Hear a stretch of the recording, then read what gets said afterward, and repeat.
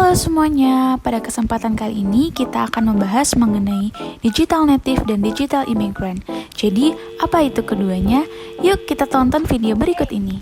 Sejarah perkembangan era digital. Pengertian revolusi digital adalah perubahan dari teknologi mekanik dan elektronik analog ke teknologi digital. Sejarahnya yaitu teknologi yang mendasar ditemukan pada tahun 1980 dan disebarluaskan sesudah penemuan personal komputer. Teknologi revolusi digital yang telah dikonversi sebelumnya adalah analog ke dalam sebuah format digital.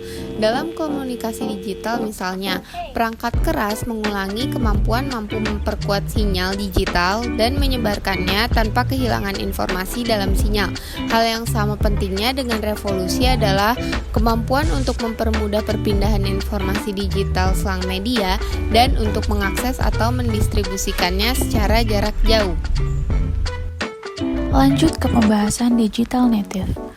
Digital native didefinisikan sebagai individu yang lahir setelah tahun 1980 yang dibesarkan di lingkungan di mana mereka dikelilingi oleh teknologi dan memiliki keterampilan teknologi yang berbeda dari yang dimiliki oleh generasi sebelumnya. Untuk karakteristiknya sendiri, yang pertama dibesarkan dengan teknologi, canggih dalam penggunaan internet, ponsel pintar, dan perangkat seluler dari generasi sebelumnya. Sering menggunakan produk berteknologi dan tidak mengalami kesulitan dalam menggunakannya. Nyaman dengan melakukan multitasking, lebih cenderung berkomunikasi menggunakan gambar visual daripada membaca teks, lebih memilih menemukan informasi di internet, dan lebih mudah bosan dengan metode pembelajaran yang tradisional. Selanjutnya ada digital immigrant. Digital immigrant adalah orang-orang yang lahir sebelum tahun 1980. Digital immigrant mengacu pada kelompok orang yang lahir dan tumbuh hingga dewasa sebelum era digitalisasi. Karakteristik digital immigrant yang pertama yaitu menghindari penggunaan teknologi modern. Karakteristik ini mengacu kepada digital immigrant yang telah berusia lanjut. Yang kedua, menggunakan teknologi dengan enggan. Kelompok ini mengenal dan beradaptasi dengan teknologi digital, tetapi memilih untuk tidak mempelajarinya lebih lanjut. Yang ketiga, inovator yang bekerja dengan teknologi. Meskipun tidak akrab dengan teknologi sejak lahir, namun digital immigrant mampu menjadi inovator yang justru mengembangkan teknologi.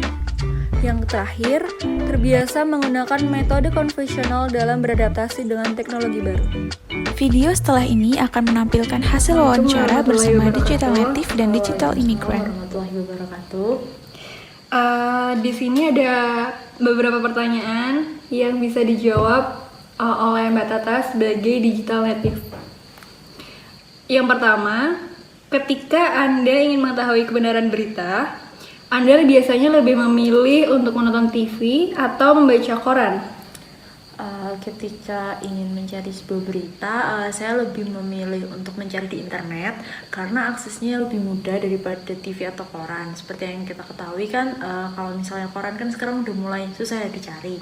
Terus kalau kelebihannya kenapa saya pilih internet itu karena internet kita bisa mencari sesuka hati kita, jadi kita bisa bebas mau akses berita apa aja, dan di internet tuh semua berita ada. Kalau misalnya TV kan kita harus ngikutin jam tayang mereka, jadi kita nggak bisa seenaknya buat cari berita apa yang ingin kita cari.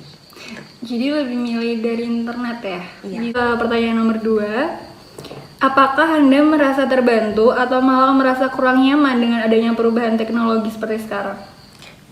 Jawabannya ya pasti sangat merasa terbantu ya, apalagi kita sekarang pandemi, semua kegiatannya itu serba online, serba daring. Jadi kalau misalnya nggak ada perubahan teknologi itu kayaknya bakal susah.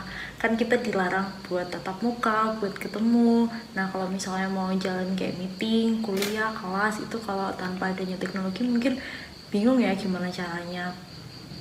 Nomor 3, jika Anda dihadapkan dengan situasi di mana Anda nggak bisa mengakses smartphone dalam waktu yang cukup lama, itu kegiatan apa sih yang Anda lakukan?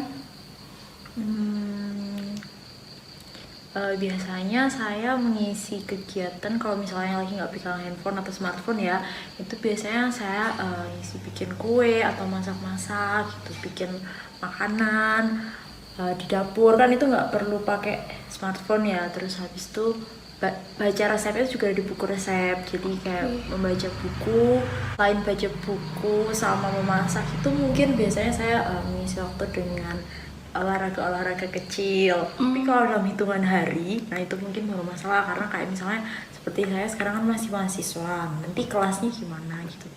Oke.